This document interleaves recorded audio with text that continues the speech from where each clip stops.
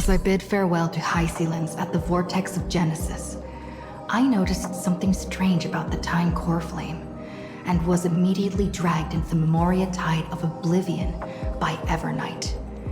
She was once the hidden power that March manifested by sacrificing all of her memories. Yet now, she harbors other secret intentions in her heart. Meanwhile, Dawn Hung warped back to the Express via Spirit Warp Jump, only to discover a Memo Snatcher invasion. Everyone then realized that the Remembrance's forces had already permeated Amphoreus and blocked outside intervention. To establish contact with me, Dawn Hung was determined to return to Amphoreus immediately. After waking up in the false Trailblaze, I managed to escape with help from Cyrene and Sunday. Unfortunately, Evernight held absolute control, causing me to fall into the Memoria Tide once again. However, Black Swan took this opportunity to quietly approach Evernight. Dawn Hung returned to Amphoreus and beckoned the heroic spirit of Finan with divine blood. The destruction, descending from the sky, pierced through the memory zone and discovered the most hidden corner of the world. In pursuit of Evernight, Dawn Hung arrived at the charred remnants of the Grove of Epiphany. In the grove, where memories became disjointed, Dawn Hung received help from Dawn Feng within his memories and completed his farewell to the past. In their final moments, the Earth demigod Terravox entrusted all their duty and authority to Dawn Hung. With this newfound strength, Dawn Hung found me within the Memoria Tide. We entered the Nameless Titan's great tomb and discovered its secret. Across the 30 million cycles of eternal recurrence, every incarnation of Cyrene had come here, offering herself to the Remembrance. With Black Swan's help, we found Evernight in the depths of the Great Tomb. When all seemed lost, Evernight was captured by March's camera and trapped within the memory maze of Ides Elysiae. After several lengthy conversations, March and Evernight reached an agreement. Evernight returned March's memories, and March finally returned to our side. With every condition for the Era Nova fulfilled, we returned to the depths of the Great Tomb and initiated the final Era Nova ceremony.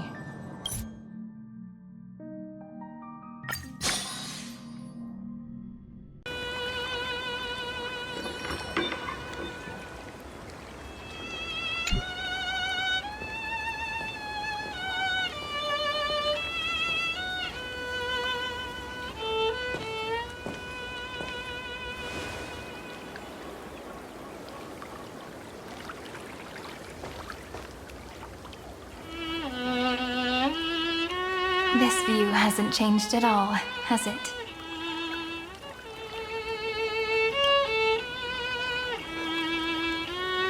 The hometown in your memories never changes, but when you return to your senses, you realize that fate has already stolen the time away.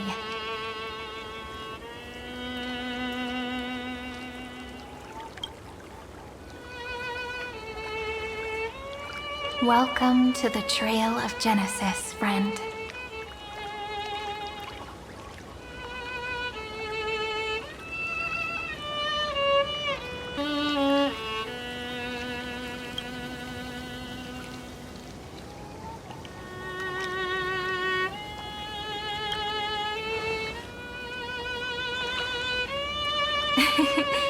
Seems like the weight of memories from 30 million cycles really made me grow up. But if I keep growing, I might be taller than you, right? And I'm really looking forward to that.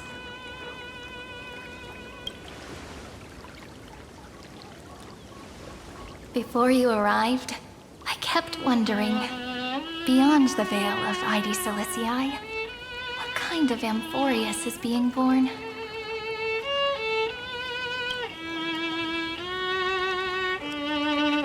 can see fragments of it when I close my eyes. The friends who walked alongside us have all moved on toward their respective destinies. Some turning into pillars of the world, supporting the sky and the ocean. Others sowing reason, laying down the law, and with gentle hands lifting newborns into the light. Death and strife are no longer feared by people, and trickery has become the innocent games of children. All beings living ordinary and peaceful lives, within the net woven by romance and passage.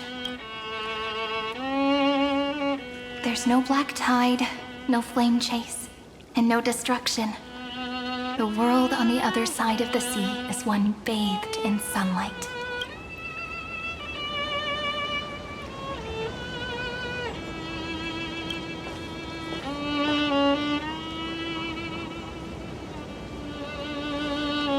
Like a happy and carefree childhood, the era Chrysia in this cycle will last for millennia, until it reaches the moment decided by the prophecy. Light calendar 4931, month of freedom, the moment belonging to world-bearing. Are you ready to answer the call of the world, friend? Then go, and pen the Throne of Worlds' first stroke. For this world, made from countless wishes. You say that, but it's gonna be ages till we reach light calendar 4931. I can make use of the crevices of time, but surely you and Don Hung won't have to wait around for a few thousand years, right? That won't be necessary. We can simply sleep, and the chronocognitive anchor will wake us up. We've both become a part of the New World ages ago. You're the last slowpoke. Our consciousnesses can converse with each other across the heavens and the earth, possibly due to the influence of the Trailblaze. I am now connected with this earth, and I can feel the breath of every mountain range. I see that the tallest among them is named Akama, and the form of the holy city is already taking shape. In other words, your stage is almost set. Do you want to take a leaf out of Kefali's book and make some prophecies before your nap? But we're not the only ones who have changed. The chronocognitive anchor just transmitted a message stating that Iron Tomb has reacted to the Era Nova. The moment when our friend bore the weight of 30 million cycles of memories.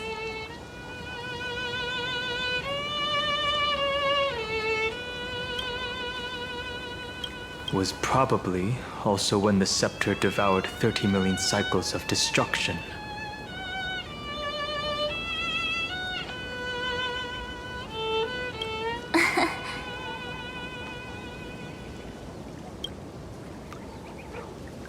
You know, you don't have to shoulder this world all on your own. After someone boards the Express, the word alone ceases to exist. So as we reach the end of time, no one will be left to face it alone. Don Hung and I came here to specifically tell you that.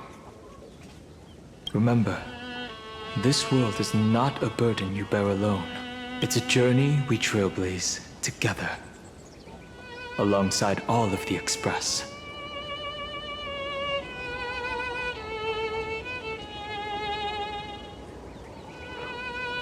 All right. It's time for Don Hung and me to go have a super long nap. Look after this world for us. The road ahead is long, but we'll be waiting for you at the end. We'll definitely meet again.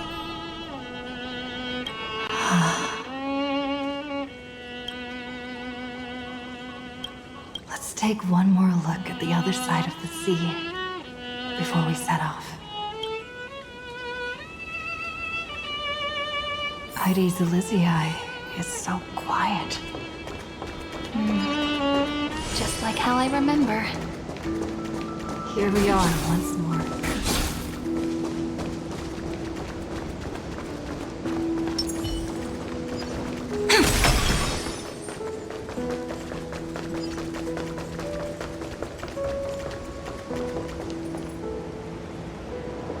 The scent of the black tide is now completely calm. At last, the starting point of 30 million cycles has finally welcomed Its first end. And the final end, right? I can't hear his voice. There are no flowers there that bloom for him. Nor is there a star that is his. Finan is the only one who didn't reach the new world.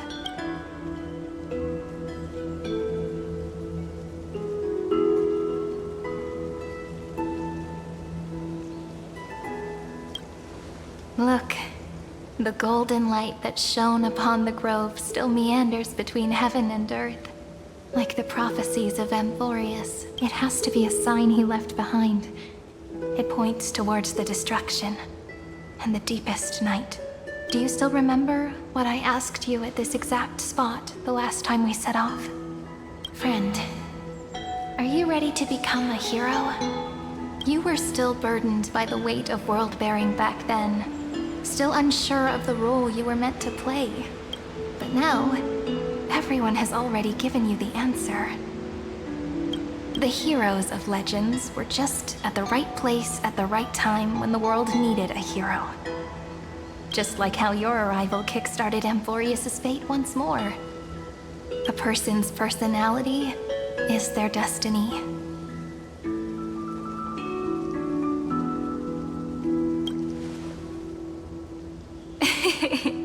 We best. Those are such beautiful words.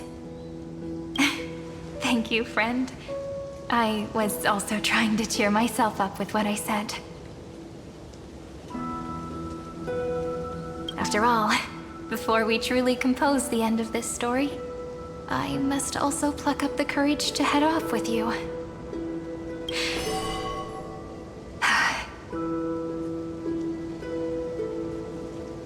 And face a memory that I have forgotten for too long, and have denied for too long.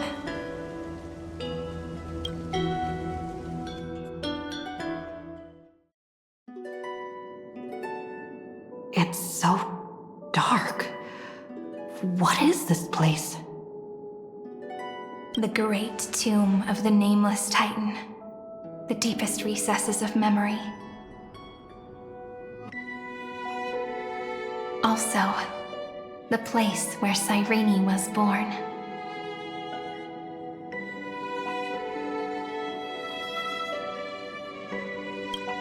My apologies, friend.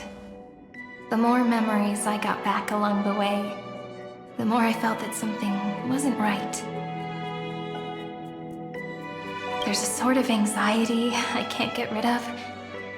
It's like when I was back in ID Silicii, when the reflections in the water always made me wonder, which is the real me? The one reflected in the water, or the one standing on the shore? But I finally get it now. Look, friend. The words on that wall are the answer. 1, 2, 3, 4, 5, 6, 7. Do, re, mi, fa, sol, la, ti. That rhymeless tune is the lullaby of little fairies. As always, I'll read this book to you. That way it won't just be Cyrene's memories alone. I've always thought that I was the narrator of the Flame Chase journey, but as it turns out, the narrator is also the most devoted audience.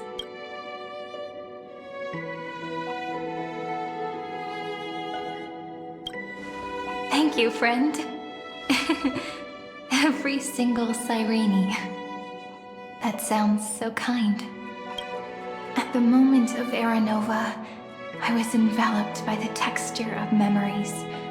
Within the glistening crystal, I saw countless Cyrenes. as well as countless versions of me. This is the final puzzle piece of the memories. A prison born of the erudition. A grave annihilated in the destruction. That unknown solitary god. The 13th Titan who should not exist. The first new spore. The Demiurge is right here.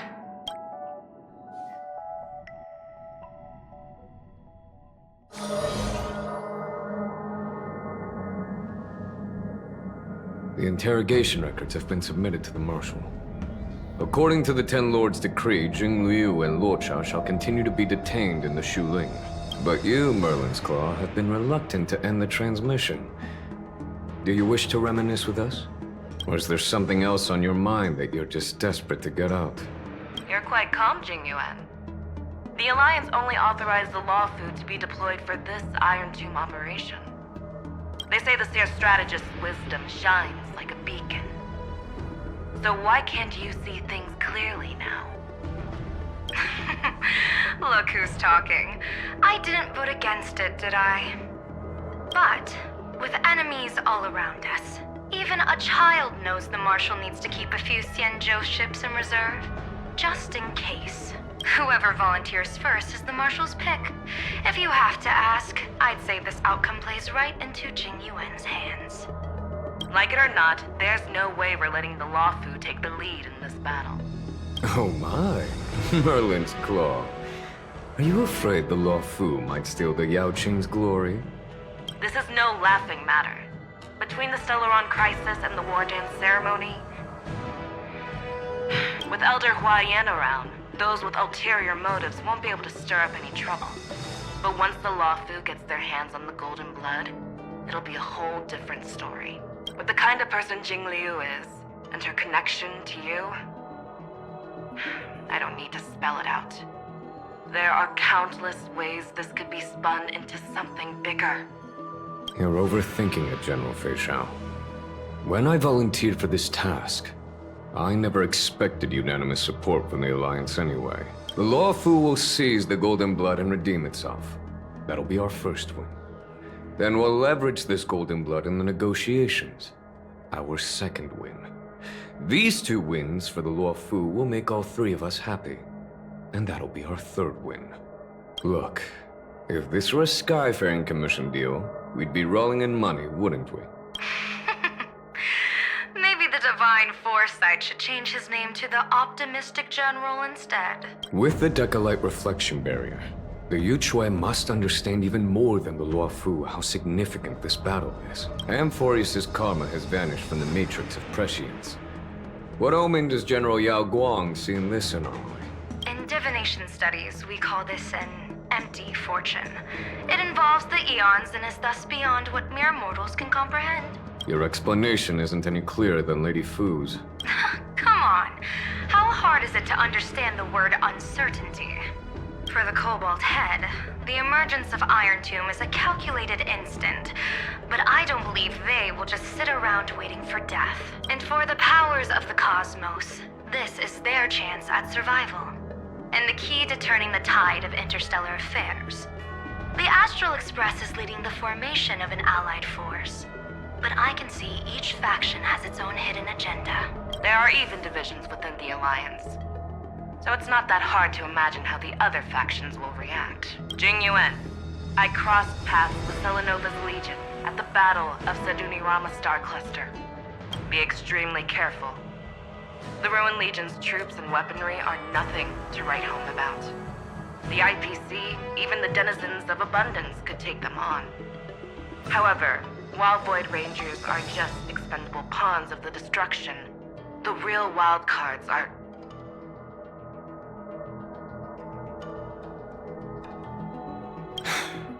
The Lord Ravagers. Indeed. Nanook's emanators are also their weapons to burn down the paths. I'm afraid conventional military tactics and strategies will be useless against them. My assessment is this. To completely take down a Ravager, we must disregard casualties and spare no cost. My only fear is One wrong move, and the Lawfu will fall into Fintilia's trap again, inching ever closer to destruction. Doubt is exactly the demon she wants to plant in our hearts. Do you still remember the beginning of the Alliance Oath? To save future generations from war and bloody dispute. The Rainbow's arrows have always aimed at any force that threatens the cosmos. Now that the Trailblaze walks alongside us, the Cloud Knights shall keep their oath as they have from the beginning. I just hope those on the front line will remain safe.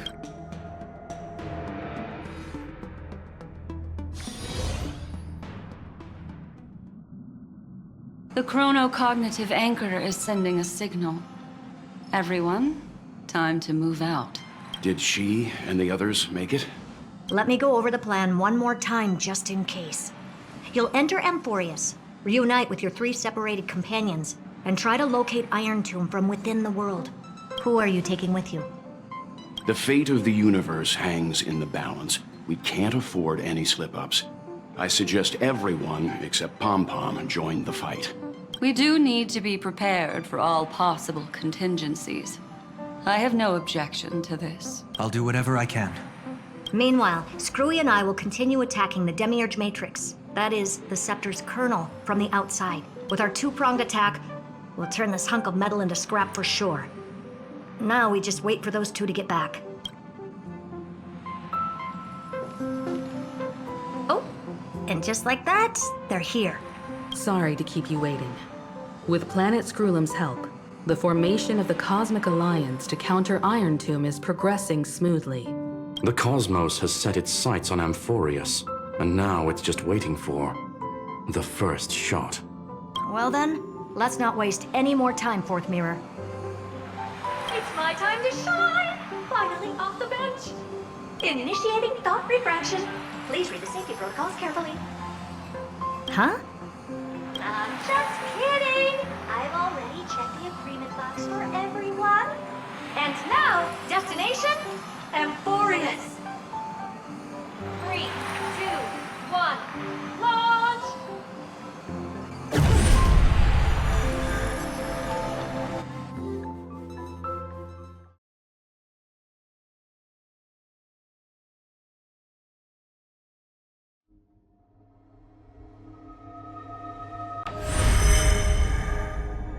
The flow of Memoria is so heavy here, unlike Panagoni's dreamscape. This place has built up a true epic measured in millennia. The vortex of Genesis, where all myths begin and end. And in this new world created by the Nameless, the infinite cycles have been broken. Let's set up the Trailblaze beacon and establish contact with the outside world. I'll leave it to you then. It'd be better for me to not show myself in front of the Garden of Recollection. And, Mr. Sunday, you probably shouldn't show yourself either. Agreed. The Astral Express has landed. If you receive this message, please respond immediately. Over. This is the Angel Alliance. Communications normal. Interastral Peace Corporation. Communications normal. No response from the Galaxy Rangers.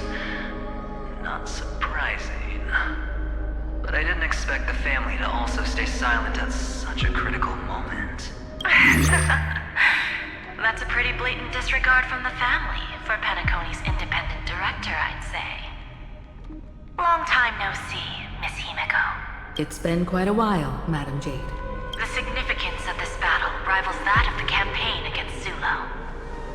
Only through victory can we disperse the shadow of Iron Tomb that looms over countless worlds. The 10 Stonehearts shall spare no effort for such a grand mission for the preservation. Madam Jade led the Intelligentsia Guild in conducting specialized research on Iron Tomb's past activities. The bad news is, the collapse of the erudition won't just affect inorganic beings. You mean Iron Tomb can infect organic life, too? Well, the good news is, so far, its effects on organic life are under control. The infection progresses slowly, the resulting neuropathy is non-fatal. In any case, the IPC can guarantee targeted vaccine coverage within 48 system hours in all star zones within the medical system. What about other star zones? At a time like this, are the followers of the Firmament Arbiters still trying to make a profit? I remember you, Master Diviner. Your performance during the Third Denizens of Abundance War was quite impressive. Please rest assured, all worlds can purchase vaccines from the IPC with a humanitarian discount. That's the current policy at the very least. But if the Xianzhou Alliance is willing to assist with the IPC's assets in Epsilon and other star systems, we'll have more cards to play when reiterating to the board the necessity of deep cooperation. It makes sense, since Interracial Peace Entertainment's headquarters is in Epsilon. But why are all the other worlds on the list? Places that the Elation has visited? Think of it as a long-term investment. Please understand that everyone at Pierpoint is swamped with Iron Tomb work, especially the marketing development department. At this rate, even the 10 Stonehearts can only do so much. Having some assistance from the Alliance would surely benefit the entire cosmos. Wouldn't you agree? As an old Xianzhou saying goes, those who succeed should help all under heaven. Your proposal must be decided on by the 7 Arbiter Generals. I'm just here to relay the message. In times of crisis, the Law Fu will not hesitate to help those in need. However, the prerequisite is that the IPC must unconditionally assist the Alliance with emergency rescue operations in the disaster area. Of course. In the name of preservation, all for the Amber Lord. Thank you all for your selfless dedication.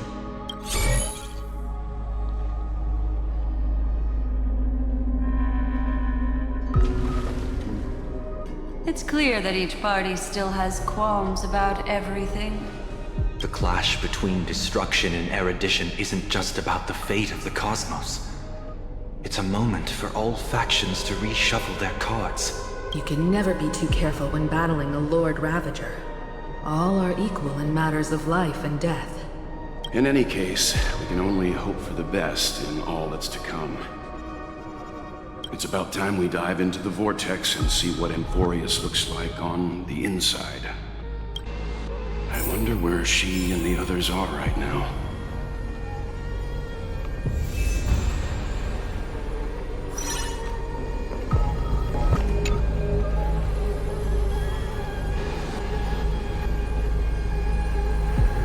Hello?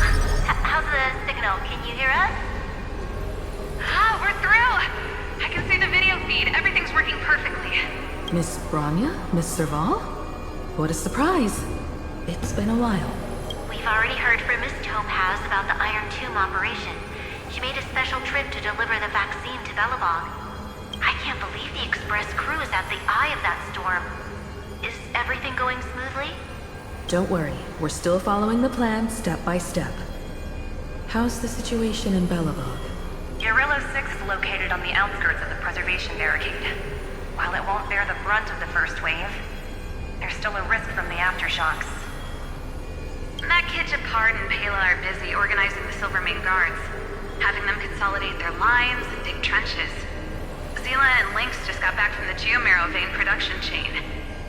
Hey, do you want to say something to them? That would be unnecessary. It'll only shake their morale. Just tell them to stay safe. Miss Bronya, I'm afraid this disaster will be far more terrible than you can imagine. Please, be sure to follow Miss Topaz's instructions and make thorough preparations. Of course.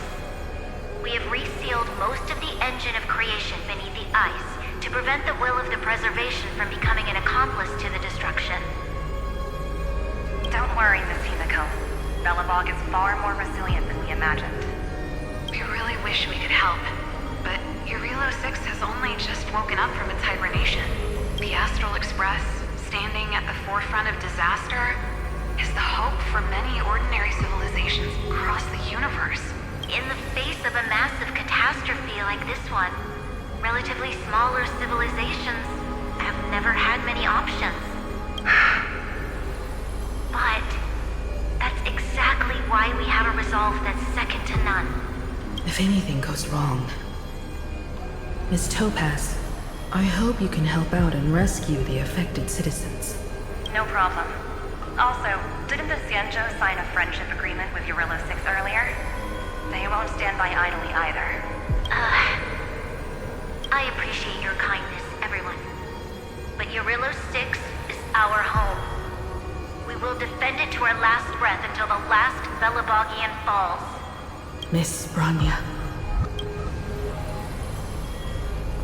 May all civilizations that have made it this far on their own strength weather this crisis together.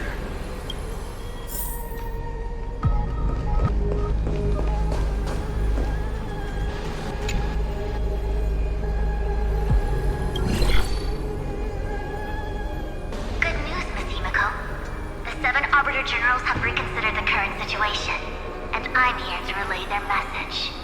Officially, the Alliance's combat forces will still be limited to the Luofu, but the Yaoqing has also been deployed in the surrounding war zone as a contingency. Words cannot express our gratitude. Getting the Hunt to agree on sending troops must have taken quite some effort from General Jing Yuan. The Luofu already considers the Express an important ally. We also have no intention of hiding the fact that there is indeed something the Xianzhou seeks from this Iron Tomb operation. But this time, the Marshal herself decided to send out troops. With a formidable enemy before us, the Alliance has no reason to back down, nor will we be content to take a backseat. If we can stand together with civilizations across the universe to overcome this crisis, then we must do so, even at the cost of our own lives. The Alliance truly embodies the principle of righteousness. It's fortunate that the cosmos has great heroes like you. You're too kind. As for that Jade Abacus of Allying Oath, you can save it for when you're in more dire need.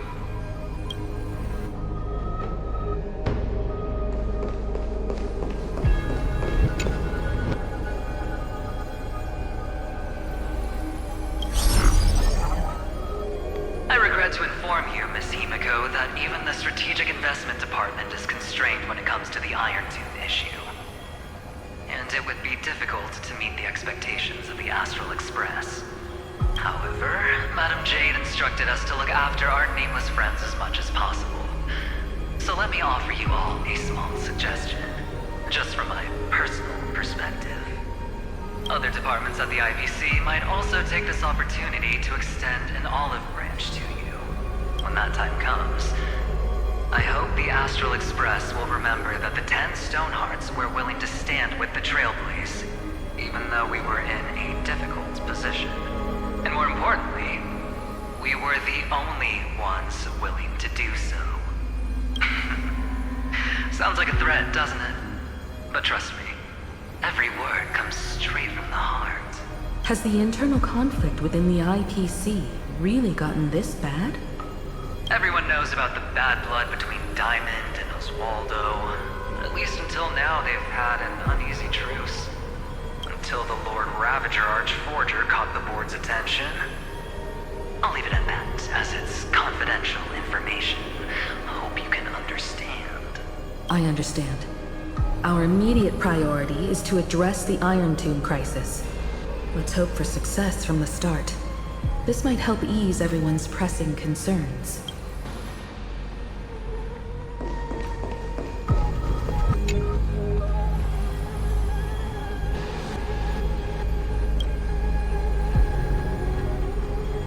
Of course, we would never know the Ranger's comings and goings.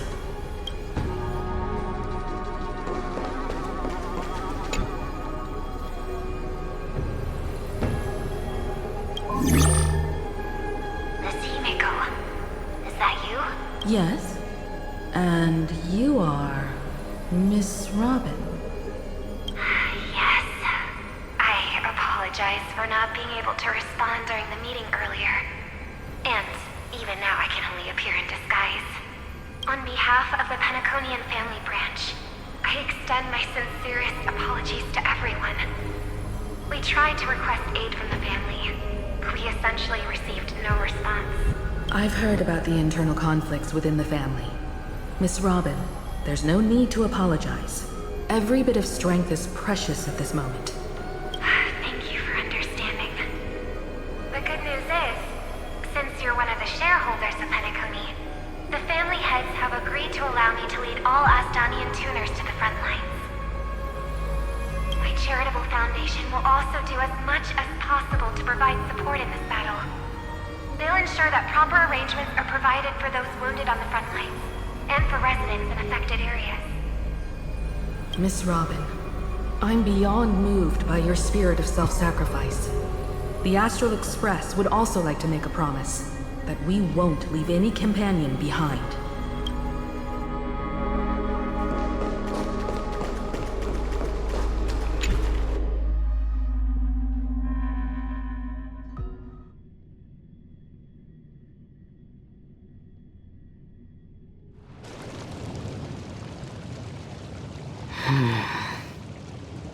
Why is there no one here? Everything in Akama seems normal. The New World was enjoying peaceful times not long ago. It seems it was even more recent than not long ago, Miss Himiko. The fruit on the table is freshly cut, and the bath temperature is just right. The remembrance tells me this place was bustling with people just moments ago. It's as if everyone vanished in an instant. Could this be Xandar's doing? Unlikely. He's still under the surveillance of those two geniuses. Could it be some kind of local custom? A custom that makes an entire city fall silent in an instant. Pardon my frankness, Mr. Yang, but this reminds me of some unsettling rumors about the Harmony. Complete silence is often the prelude to divine intervention. Everyone, be careful. Here they come! Here they come! The Nameless of the Astral Express! Evernight? How is this possible? She was already... We are the Chroniclers of Time, and we do not fade away. Finally, the last Era Nova has been completed. What did you do to the residents of the Holy City and the three Nameless? I didn't need to do anything. The remembrance will ultimately become the substance of the new world. Now, they are no longer the Trailblazers you once knew, but gods who permeate heaven and earth. The 12 Titans who guard Amphoreus. Stop fooling around, March. Come on out. But... I practiced so long for this. Getting seen through right away is just so embarrassing. You've obviously been learning from the theatrical culture in Amphoreus. But if possible, I'd prefer our reunion to be a bit more casual and laid back. As expected, I can't hide anything from Himeko and Mr. Yang.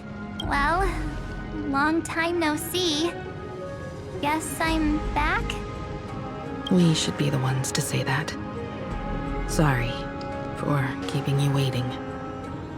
So, these jellyfish are the Titan's power? They're just tiny manifestations of the Veil of Evernight, used for scouting and communication.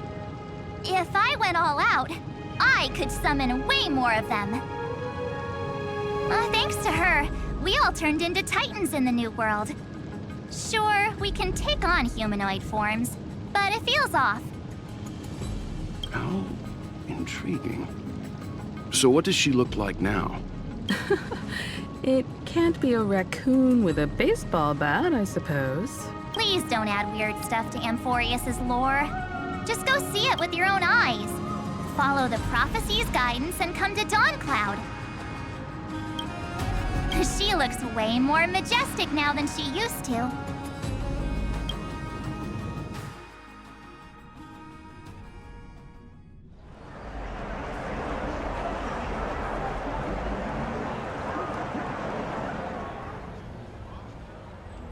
Unbelievable.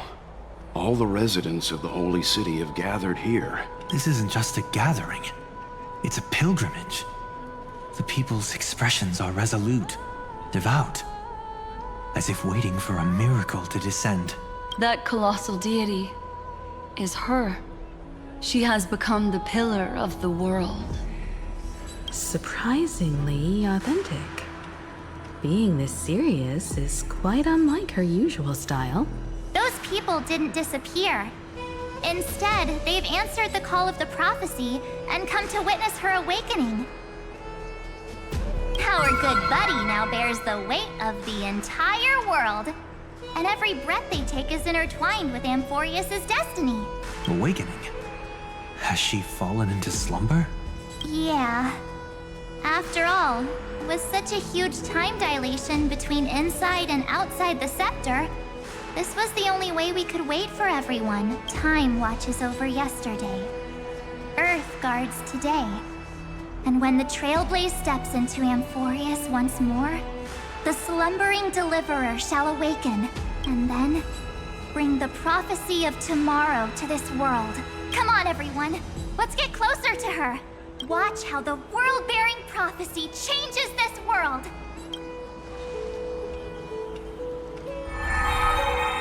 It seems the kids are already miles ahead of us at this stop. All the more reason we can't afford to slow down our pace. Let's go witness this moment for ourselves. Majestic. Speaking of which, I once caught a glimpse in Sleepyhead's memory of her transformed into a towering tathalog. Could it be? No way. That was just a nice dreamscape. Ugh, at least nice for her. If they are the throne of worlds who bears the weight of this world, perhaps they could guide a traveler still wandering among the stars. Hey, since when did you get all pious? Her advice sounds pretty silly sometimes, you know. The so-called fool and the world are merely a step apart. Citizens, behold! Our last Titan, the world-bearing deliverer, is about to awaken! Oh, ancient god, your loyal subjects, bewildered followers, and fearless comrades in arms have all knelt before your throne. Awaken from your eternal slumber and bestow upon the world your divine prophecy! Please guide us! Show us how to embrace this beloved world as we welcome that distant dawn!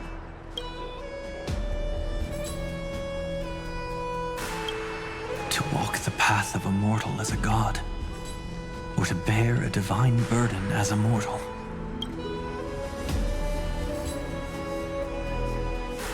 She will give us the answer.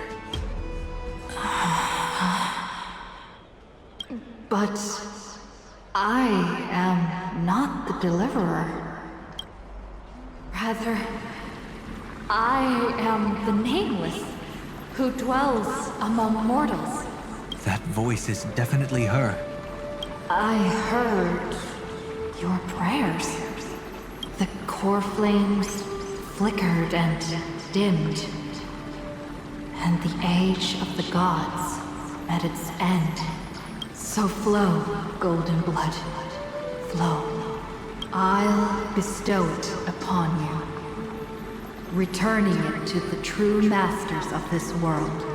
Stand with me and become heroes.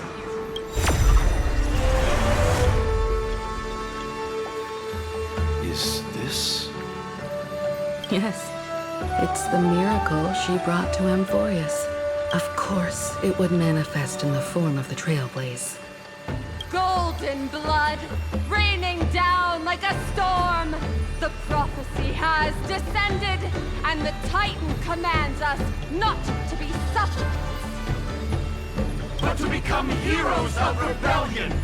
To face that destined calamity, the destruction, head on! The prophecy of the Deliverer means nothing to me now. It belongs in the hands of someone far more fitting.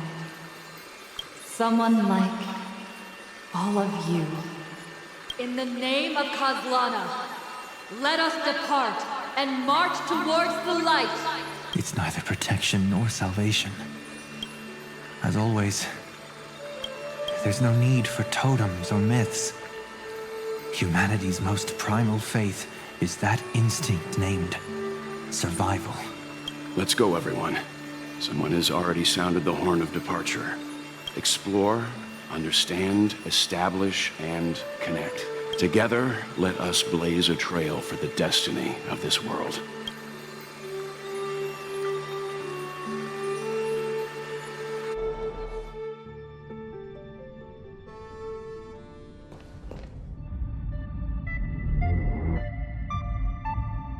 Is it just me, or does this Demiurge Matrix feel completely dead?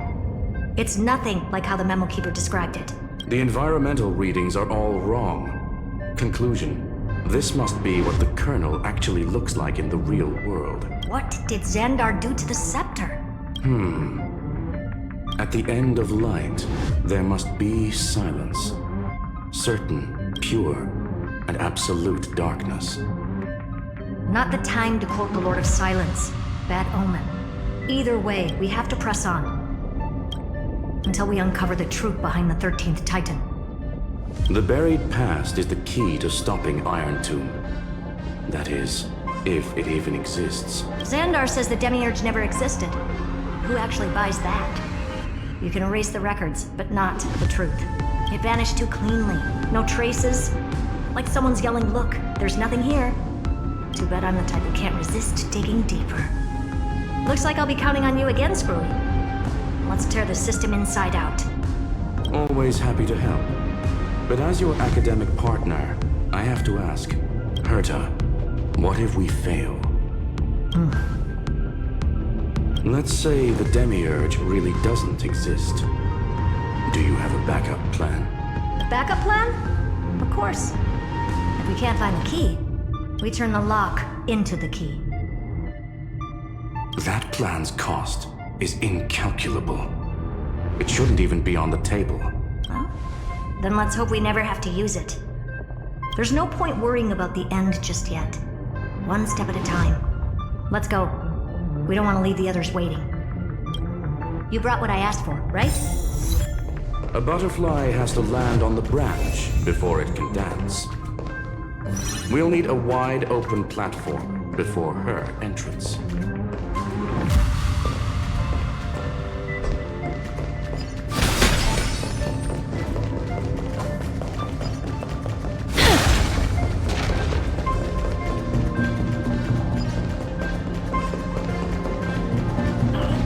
Just use that thing over there, Zag.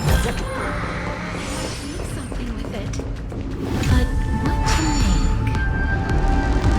What a dumb name. I hereby rename it Herta's Big Hand.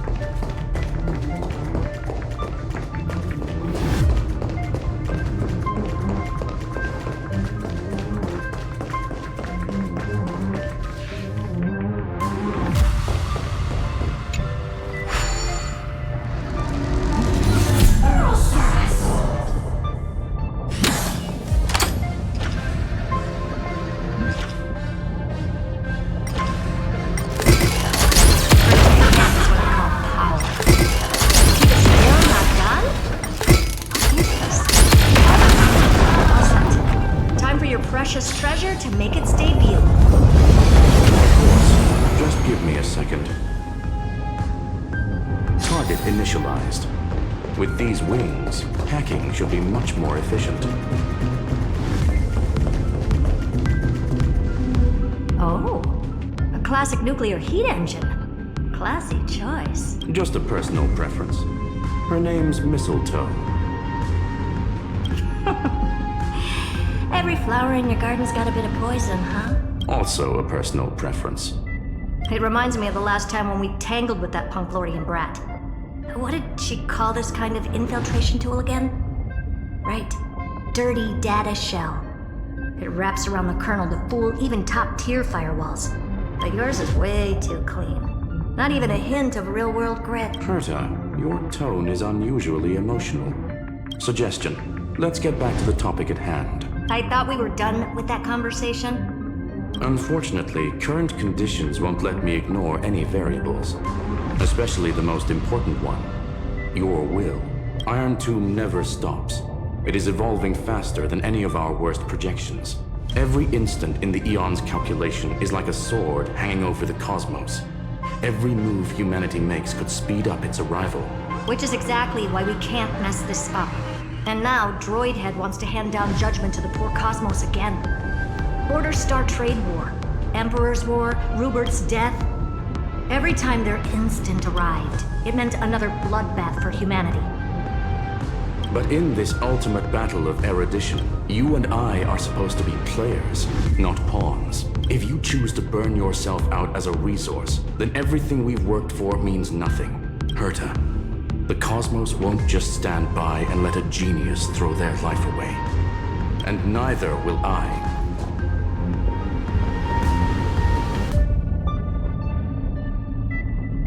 No need to kill the mood.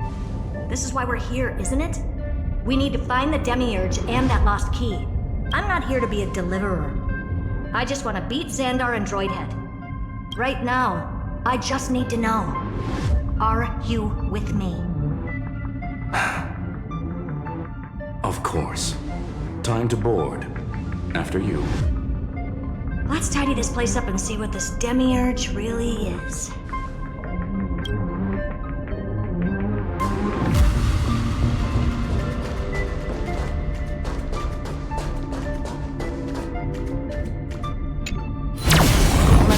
Matrix? It's better Honkai than the Emperor's junkyard or birthplace.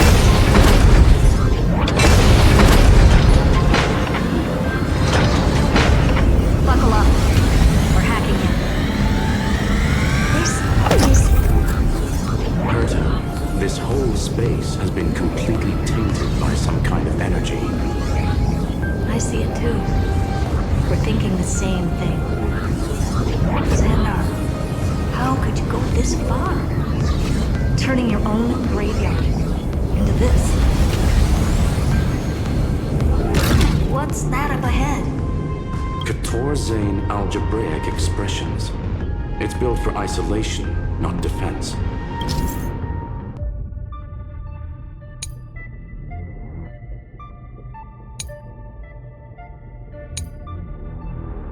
So basically, the door to the tomb, right? Great. Let's find the handle. Picking up multiple independent signals with the same data structure as the barrier. Projection. We can hack the terminal, reverse the computation, and turn it into an attack.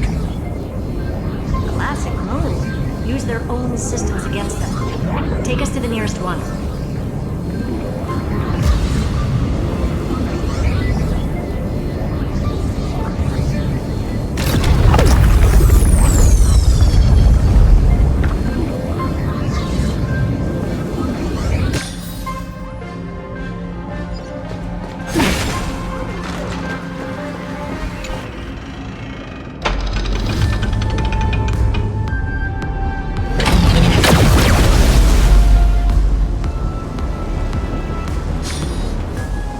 No response.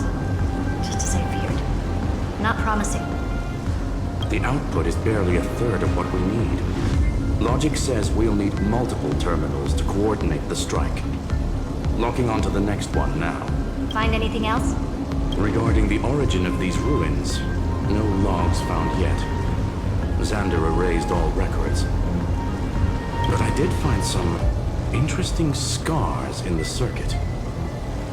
High energy radiation. Internal imaginary energy contamination. From what I know, there's only one thing that fits. Skip the science talk, Screwy.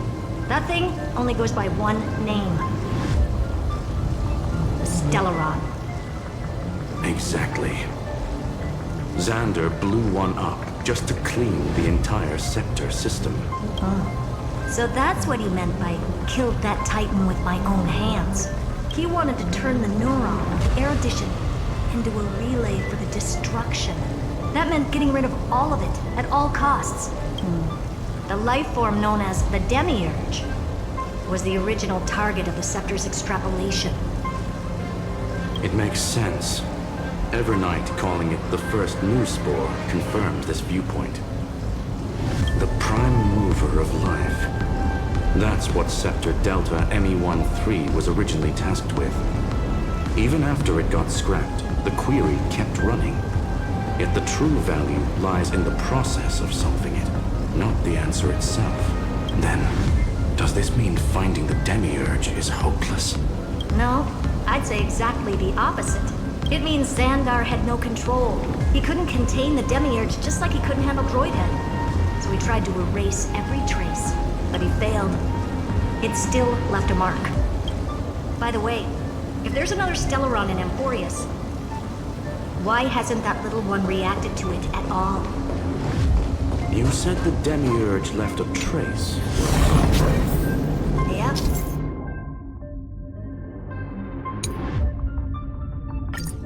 But not in the real world. Remember the great tomb of the Nameless Titan?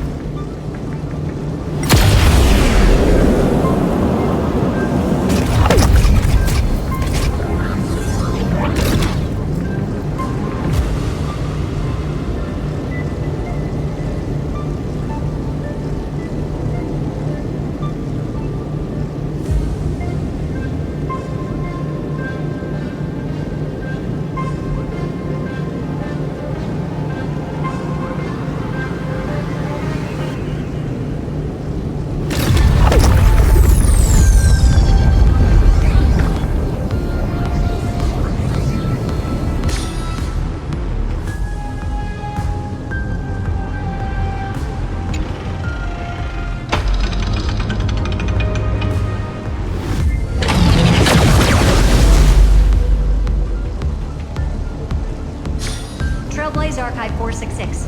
The data from Philia 093 clearly indicates that the Demiurge did in fact enter Amphoreus' extrapolation. Inside that world, it was the 13th, forgotten Titan. The one who listened to 30 million cycles of Cyrene's memory. But Evernight said the opposite. She believed that tomb was empty from the start. The Nameless Titan never existed. The so-called listener was just a trap set by the Remembrance to steal the scepter. A mimetic entity full of theatrics. How much of what she's saying is true? Would an Eon really speak in circles like this? I doubt it. The Remembrance's behavior is certainly odd, but her assessment aligns with our current reality. Since we entered the Matrix, we haven't found a single clue pointing to the Demiurge. And that's the key, Screwy. Xandar's actions prove the Demiurge exists.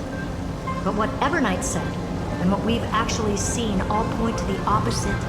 So we have to assume that both are true. And if that's the case, then the contradiction leads us to... the truth. Exactly. One last terminal. One final key. Time to crack open the kernel. Xandar had to lie to the original Finan and Cyrene. Logic. He had already identified the Remembrance as a threat, yet found no viable way to eliminate it. Alright, let's finish this. Time to break through that barrier.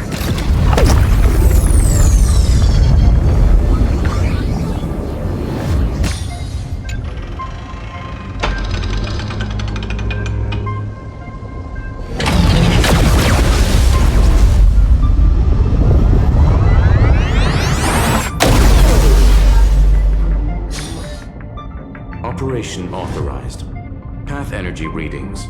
The erudition, declining. The destruction, surging. The remembrance, 0. What's going on? Cause, unknown. They left no discernible trace within the real Matrix. That shouldn't be possible. Could it be that the Era Nova exhausted all of the Remembrance's texture?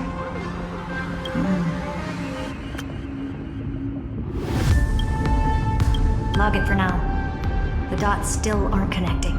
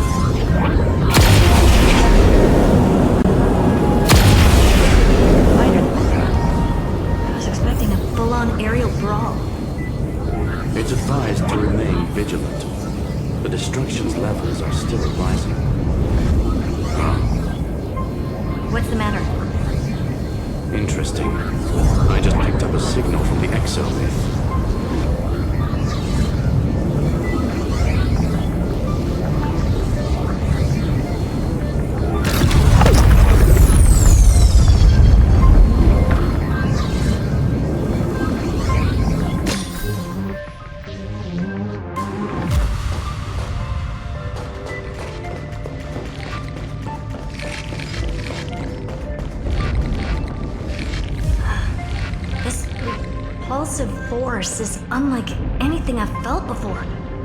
Is this the place? Correct. Judging by its defensive properties, this is the entrance to the exomyth. Didn't expect that. Who builds a lab in the middle of digital rubble? Then again, never doubt a dead man's resolve. So how's our dearly departed doing? He severed part of his neural pathways to break free from Lord Anaxagoras' control. But that also triggered the failsafe I set.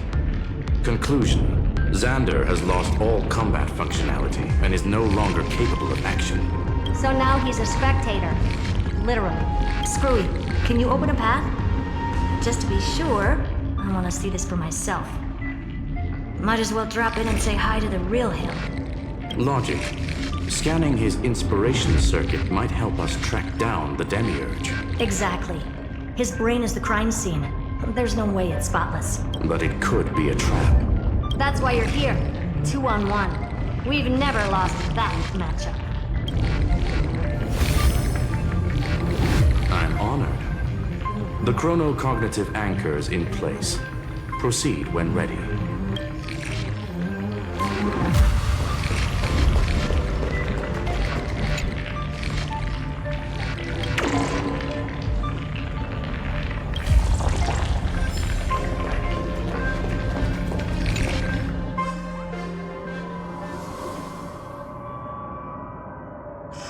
I knew it. The one thing I didn't want to happen. He's not here. The coordinates are accurate. Xander is still here. However, his position is shifting rapidly and chaotically. This pattern doesn't match any known shielding technology. It's his domain. Stay alert.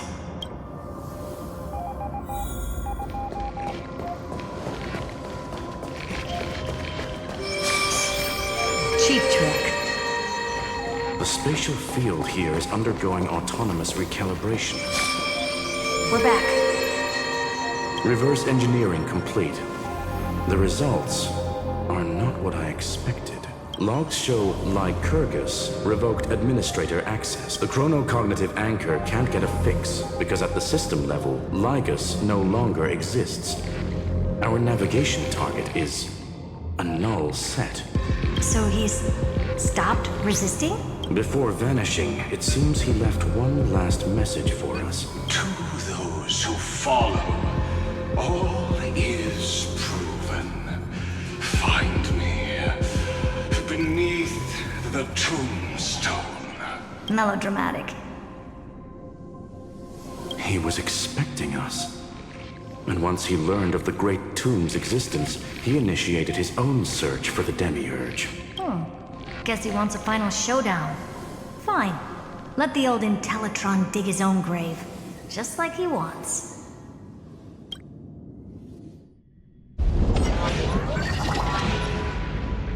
To be in the purest light is to be in the purest dark. Nothing exists there.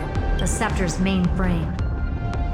Or maybe we should now call it the Lord Ravager's placenta.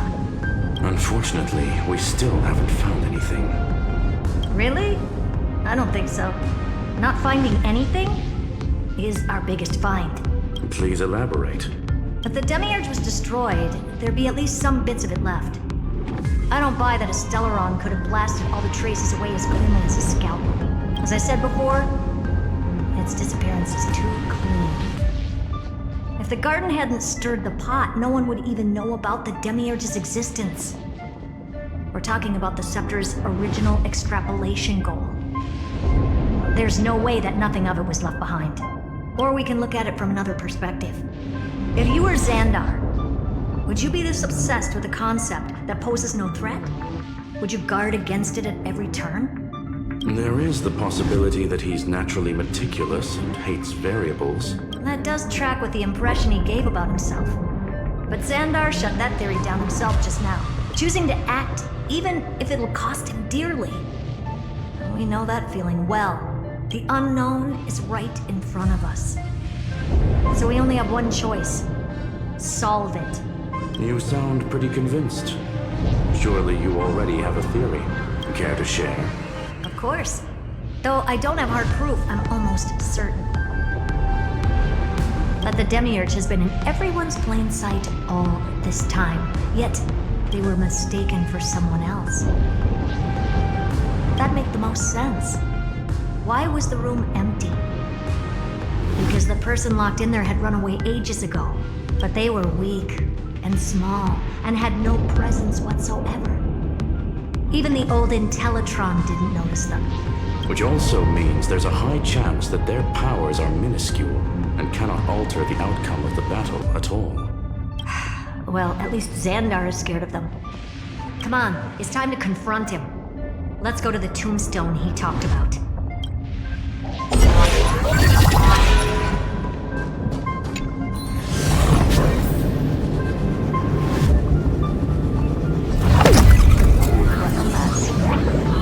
Total devastation.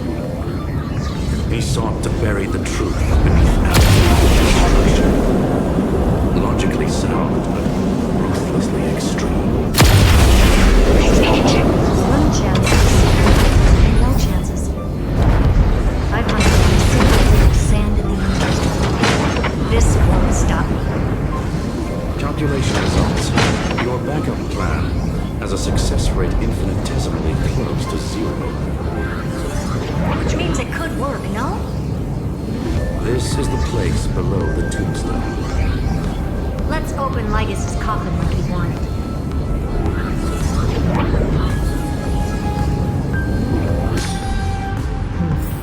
Looks like you were right.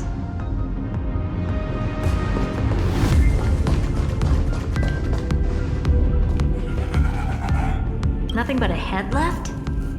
Well, who'd have thought you'd look this bad in real life?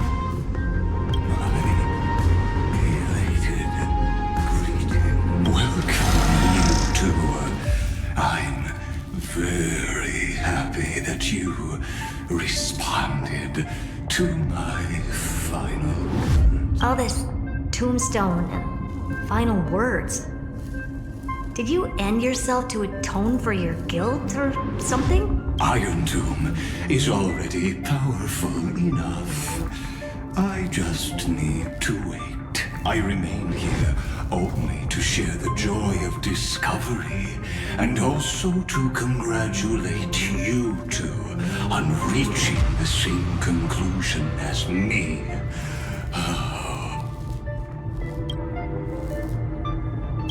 The conclusion regarding the truth of Amphoreus' heart. End this charade already. That Amphoreus' heart you're talking about is just a missing demiurge.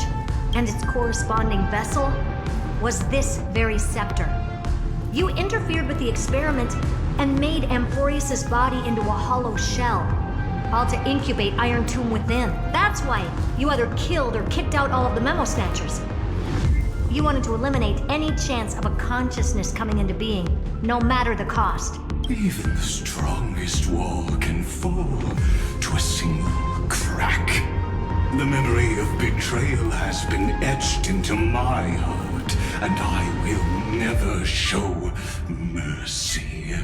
Now, the perfect vessel has already fused with Amphoreus' body. Unfortunately for you, the answer is all but revealed regarding who the Demiurge is. Then let us share the joy of discovering the truth. The last secret of the saga will finally dissipate here, as we reveal the truth behind Filius 093's disappearance. A lie by the remembrance.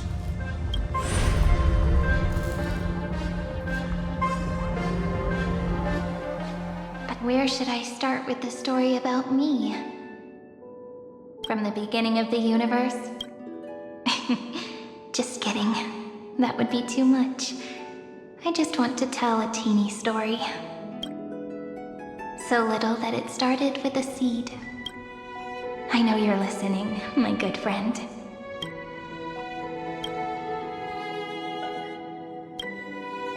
The god in my dream told me that the world sprouted from a seed. It grew into a great tree named Amphoreus, and time became its branches and leaves, basking in the light. What a coincidence. Dappled light coming through the leaves is my first memory as well. On a very ordinary early morning, beneath the village's biggest tree, the daughter of Ide Silicii quietly came into this world.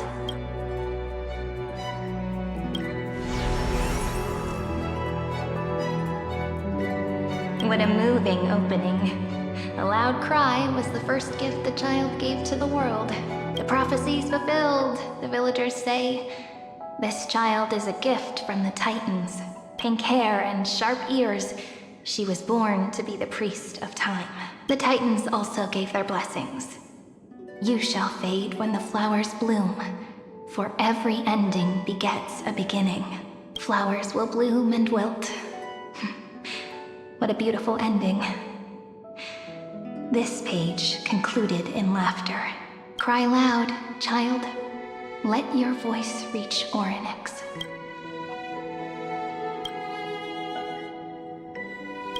Anyway, I don't like tears. Time quietly flowed by. In the midst of laughter, the wind from my hometown caressed the ears of wheat, and there were swings, wind chimes, the sea, and the little fairies off-tune a cappella songs.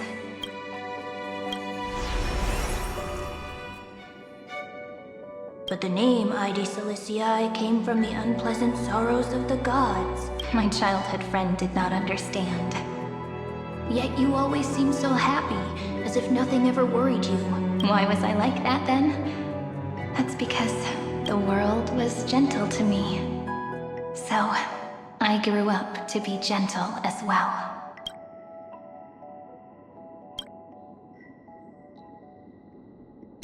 But fate was fickle, and it urged the child to grow up. To grow bigger and bigger, and to go to places far away, just like how the crumbling world could not preserve an eternal hometown. Just as the ballad Blown on the Breeze says, losses are a constant on the flame chase journey. Oh, whose ears are pricked up now? You definitely heard me say this sentence a lot of times. You know that the story starts to deviate from here. Aren't you looking forward to it? Then let's get started. The hero's journey crosses through the long night, through tears, and laughter, and once again heads towards tomorrow.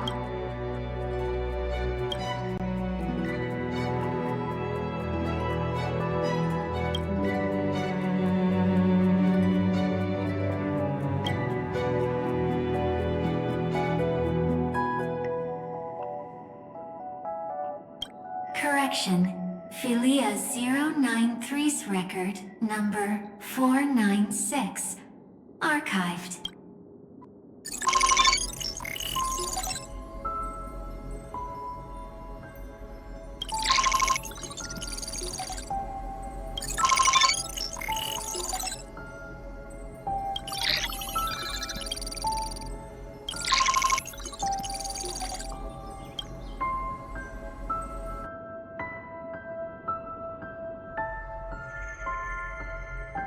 Hi. Miss me yet? I'm just messing with you. This is the first time I have met you. And it looks like it'll also be the last. Philia 093. Since we don't have all day, let's get started, shall we? As always, I'll read this book to you. That way it won't just be Cyrene's memories alone. Where should I start this time? Let me see. Formatting complete. 093. Size. Grayscale. Proportions. Threshold. Outputting analysis result. Philia 093 equals Peach. Peach's record. Number 8128. Archived.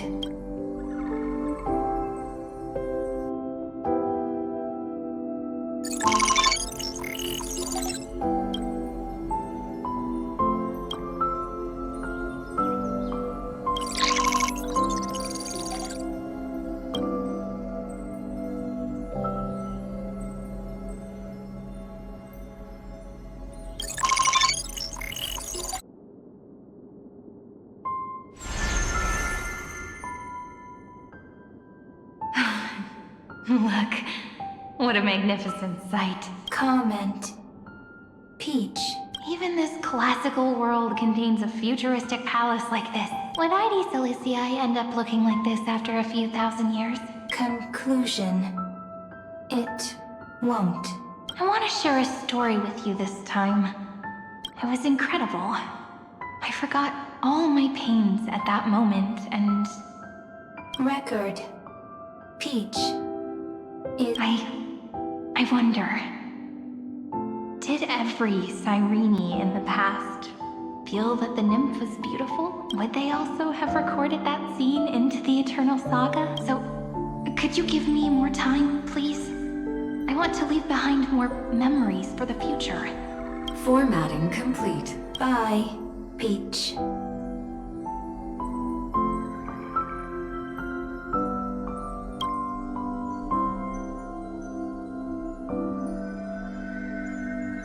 Peach's record.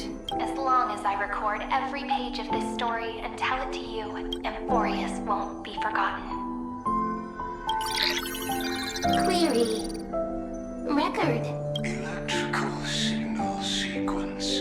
Polymorph 600. Track. Strife. Related to. Stripe. Comment. Pretty. Electrical signal sequence. Schema 720. Track. Reason. Related to. Reason. Comment. Electrical signal sequence. Philia 093. Related to.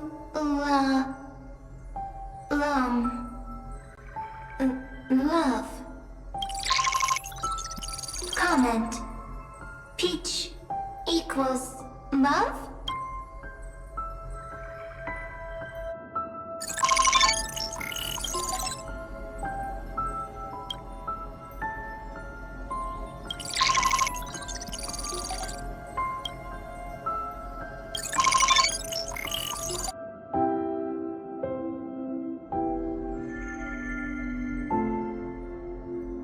Looks like it's time to say goodbye again. Bye, Peach. Before I was even aware of it, this book had already recorded too many emotions. Conclusion. Books are meant to be light, not heavy. I've started to feel uneasy whenever I take it into my hands. Peach, uneasy? Formatting progress, 94 point. How many times has it been? It faithfully fulfills its Conclusion. Progress. Bad. If I can only write the same ending every time I lift my pen, then is this weighty saga just an overly naive dream? Peach, scared. Formatting progress, 90. Peach, don't cry. Process error. Analyzing process error. Comment. I'm here. Process error. Analyzing. Really? Are you encouraging me? Peach, happy. Thank you. I'm sorry for making you see this embarrassing side of me. Everyone's still working so hard. If I'm the only one who's crying, that wouldn't be romantic at all, would it? Record. Peach doesn't like tears. I'm suddenly reminded of my childhood for some reason. When I was hiding alone next to the tree hollow and wiping my tears away, a little fairy popped out. Let me tell you the story of the Membrance Maze. 1, 2, 3, do, re, mi, fa, sol, la, ti. Formatting complete. Bye, Peach note. Little Peach. Say.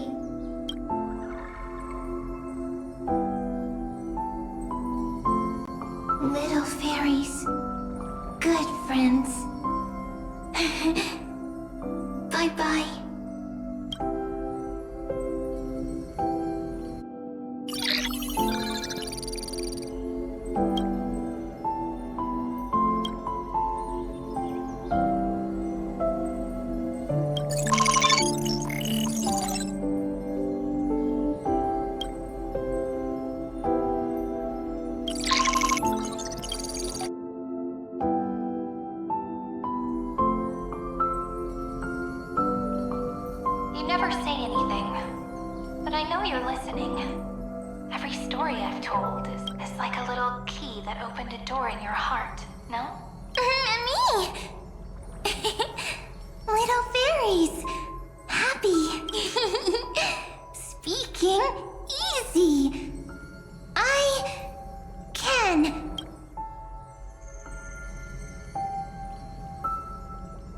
Once again, the saga comes to an end. Everything is deathly silent, just like this very moment. Shh. You speak. I listen. This time. Now that I look back, there was a period when I got really sentimental. Sentimental. Stories have sentiments. I was so anxious, trying to find as many different memories as possible, hoping to bring some change to this unchanging destiny, and find the way out of this maze. Peach, strange. But I won't do that anymore now. Why unhappy? Formatting progress, 73.998%. I'm here. Don't be scared. Process error. Analyzing. Won't allow it to interrupt you. Always sitting together. No need to feel sorry for me, good friend. If there are no new blank spaces, how can a saga continue? Blank spaces? What's that? I'm actually really lucky, you know? During the long years I've spent waiting for the Deliverer, I've always had you here as an audience. Isn't that already enough? Not enough, not enough! Peach, don't leave! Now I can rest in peace in the past.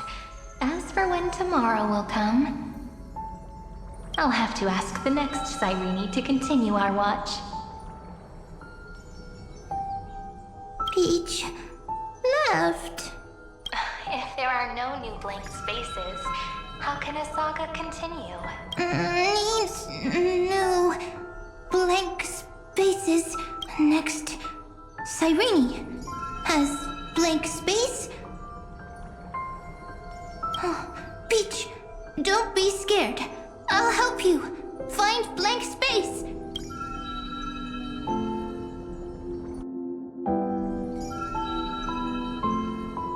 Cyrene is Peach, is love. So, first there is love, then there is Cyrene, then there is blank space. Query, love. The developmental trends of the erudition have nothing to do with creating a consciousness. Not having a consciousness means not having the thought. Consciousness, emotions, feel sad. Oh, don't understand. Query, Cyrene?